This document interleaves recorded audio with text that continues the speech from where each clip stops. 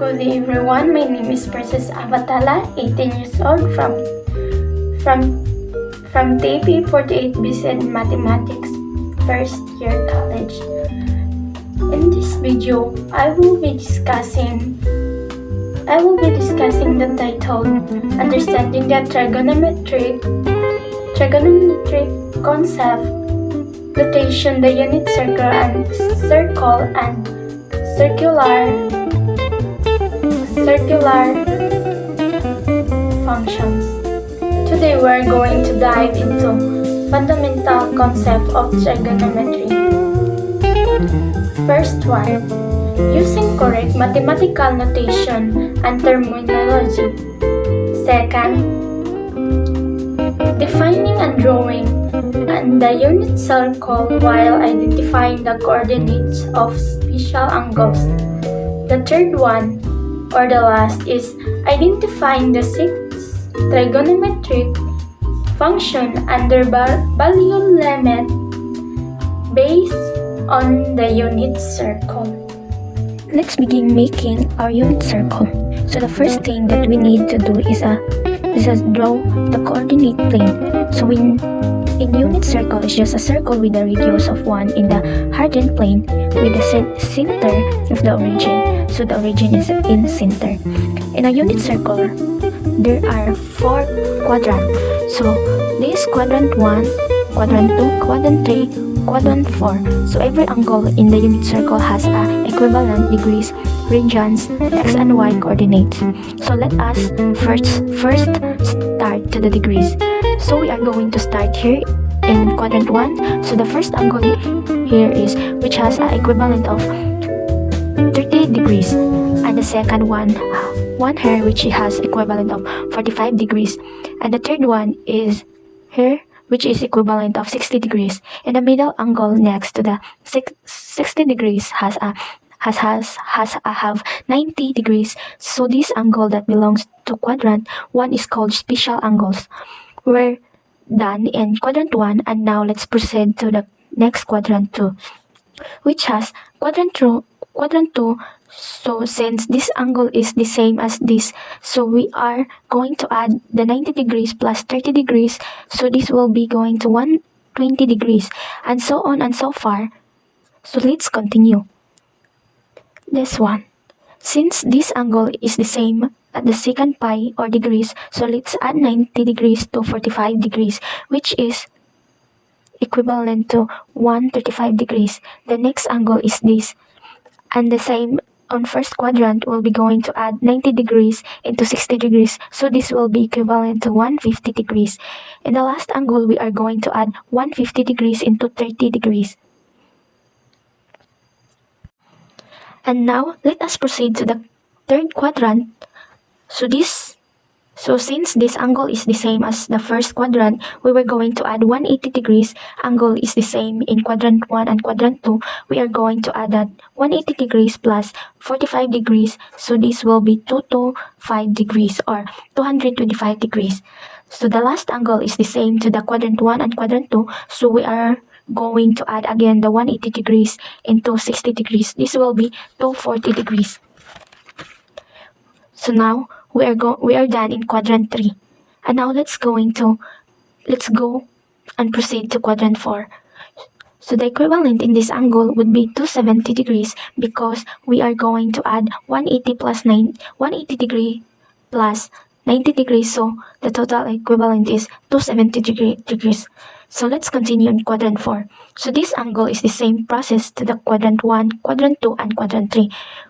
We are going to add 270 plus 30 degrees, 270 degrees plus 30 degrees because they are the same angle. So 270 degrees plus 30 degrees is 300. And next angle, we're going to add 270 degrees plus 45 degrees. So this will become this will become 315 degrees. So in this angle here, this will become 330 degrees, and last angle is 360 degrees because we're going to add 270 degrees into 90 degrees equals to 360 degrees. Since we're done in degrees, we are now going to proceed the radians. So let us find find first and get the 30 degrees. So in order to us to get the radians of 30 degrees, we're going to use the solving methods. 30 degrees is over 1 multiplied by pi over 180 degree. Since the equivalent of pi is 180 degrees, so we are going to crush it out the 0 and degrees on the term. So the remaining is 3 over 1 times pi over 180 degrees. So you should crush out the 3 and the and the 0. So we are going to find numbers that if we are going to multiply, the answer would be 18 because 18 is the remaining numbers of 180 degrees. So this will be 6 times 3. We are going to cross out 3. So remaining will be pi over 6. So the radians of 300 degrees is pi over 6. At the same process, I won't not able to show the solution of all because I would show the radians of all the degrees of my answer. Thank you.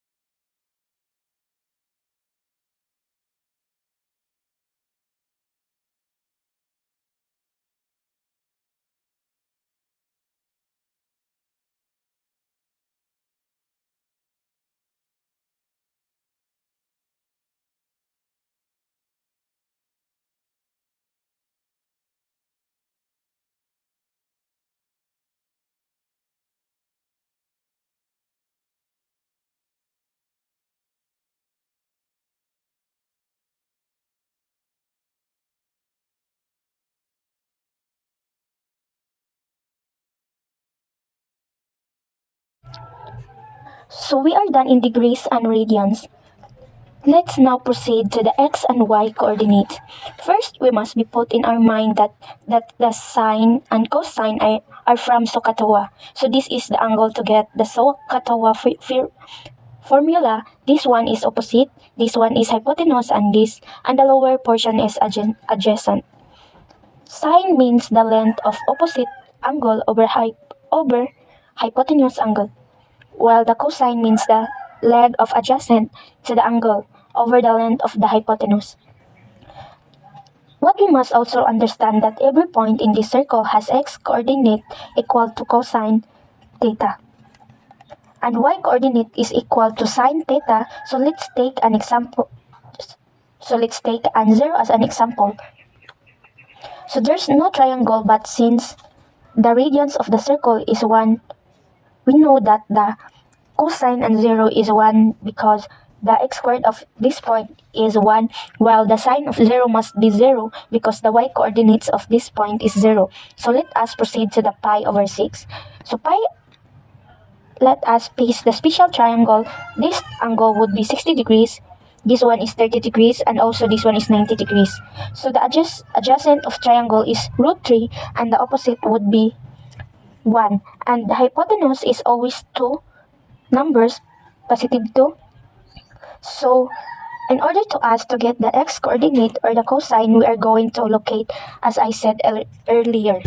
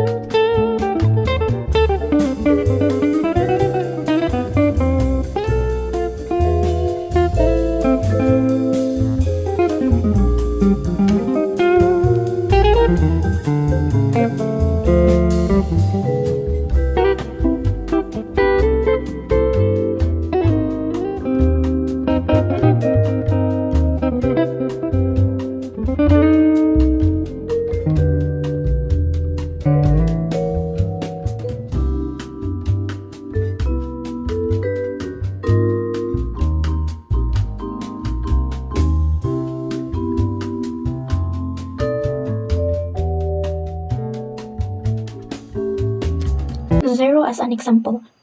We must understand is positive that every point on this unit circle has an x coordinate. To cosine theta and ay coordinate equal to sine theta. There is no triangle, but since the radius of the circle is 1, we know that the cosine of 0 must be 1 because the x coordinate of this point is 1. Likewise, we know that the sine of 0 must be 0 because the y coordinate of this point is 0. It will be just as easy to figure out the values of half pi as this point has the coordinate 0, 1, so the cosine of half pi must be 0 while the sine of pi must be 1 at pi. We get negative 1 and 0 and add a 0 plus 3 half pi, we got 0 and negative 1. So let's take pi over 6. For example, in the last clip, we evaluate the trigo function for these two special triangles. So if you missed that, go check out now. That the sine of pi over 6 radians or 30 degrees is 1 half, and the cosine is root 3 over 2. That means that the coordinates of these points are root 3 over 2, 1 half. So in the quadrant 2, 2 pi over 3 is negative 1 half, and root 3 and half. So 3 pi and 4 over 4 is negative root 2 over 2 and positive root 2 and 2. In the 5 pi over 6, it has negative root 3 over 2 and 1 half. So in the third quadrant,